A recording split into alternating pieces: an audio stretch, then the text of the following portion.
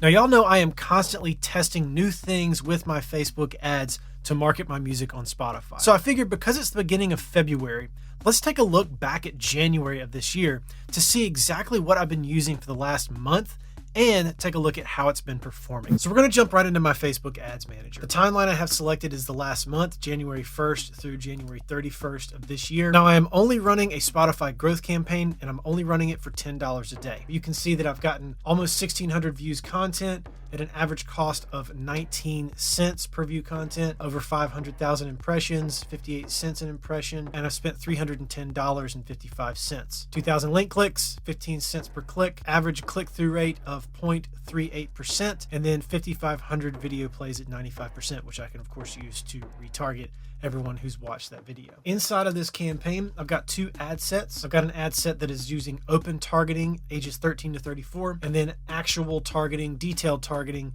ages 18 to 34. Now for the month of January, neither of these ad sets had any spending limits set to them at all. This $5 that you see in the top ad set here was just added this morning. You can see that the performance inside of these is pretty similar in terms of cost. Obviously, I've gotten a lot more views content from the open targeting ad set. It's just gotten more traffic because the cost per impression is a lot lower. It's 49 cents per impression for the open one and $3.82 per impression for the targeted one. But if you go all the way to the right over here, you can see that the click-through rate is dramatically different as well. While I've gotten a lot more impressions in the open ad set, it's only got a 0.33% click-through rate, whereas the top ad set that's actually doing some detailed targeting has a 2.2% click-through rate. Now if we go to the ad level, you can see that I'm running 3 ads inside the open ad set. But if I clear this out, you can also see that I tested my ad for When We Were Young, but have not tested either of these at all this year. But in terms of results, though Hero has far more website views content than the other two,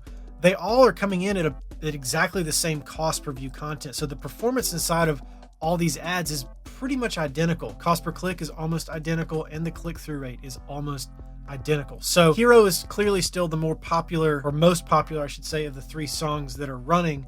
But it doesn't mean Lions Until the Wolves have underperformed by any stretch of the imagination. So let's back all the way out to the campaign level and let's break down the details. So we'll go to edit here on the campaign. Campaign level is pretty basic. I'm using conversions. This is an older campaign that's been running for a while. You'd be using engagement if you started a new one like this. And then I have advantage campaign budget on, and I'm spending $10 a day. If we come to the ad set level, we'll start with the open one first. This one's a little simpler. I started this particular ad set in December, as you can see. I'm only targeting tier 1 countries. There are 13 countries here that I'm using. Ages 13 to 34, no detailed targeting, all languages, manual placements. Here's where it gets a little funky. This is what I've been testing that I've never used before. So I'm using all Instagram placements, but I'm using feed, which is kind of normal, explore kind of normal, and then explore home and Instagram shop. These are not video placements. They're image only, but I wanted to see how they fared. This is new Instagram profile feed since I started this particular ad set. When I introduce a new ad set,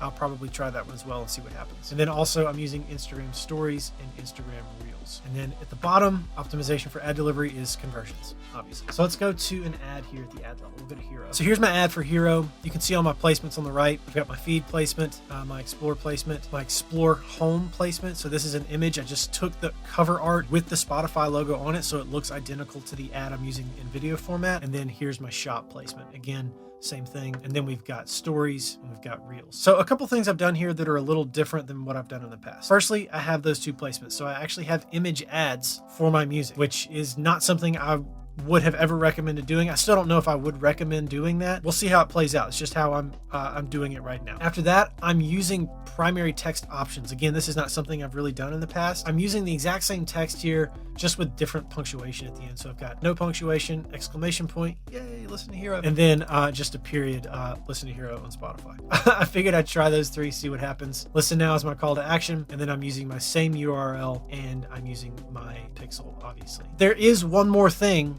that I have changed as well. Let's click on our URL. Now, I have gone on the record early and often about only using one option on your landing pages. Multiple options beyond just one actually decreases overall click-through rate, but I figured I'd put my money where my mouth is and just try this to sort of see what happens. So in addition to Spotify, I've included Apple Music as well on every landing page for all of the ads that I'm running. Now they both go to my artist profile. So if I click the Spotify button, it will take me to my artist profile on Spotify.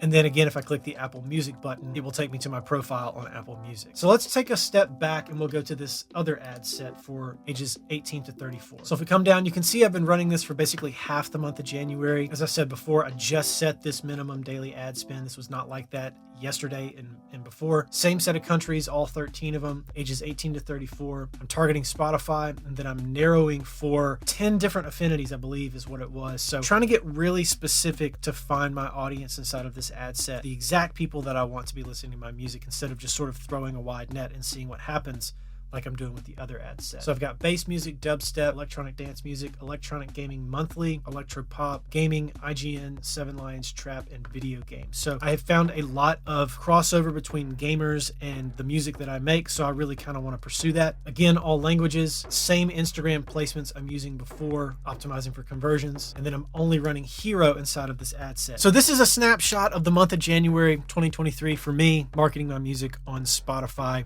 using Facebook ads. Now, one other thing I did test in the month of January to market my music is playlist push for the first time in 3 years. So if you want to see how I set that up, you can watch this video right here. And as always, thanks for watching, and I'll catch you on the next one. Peace.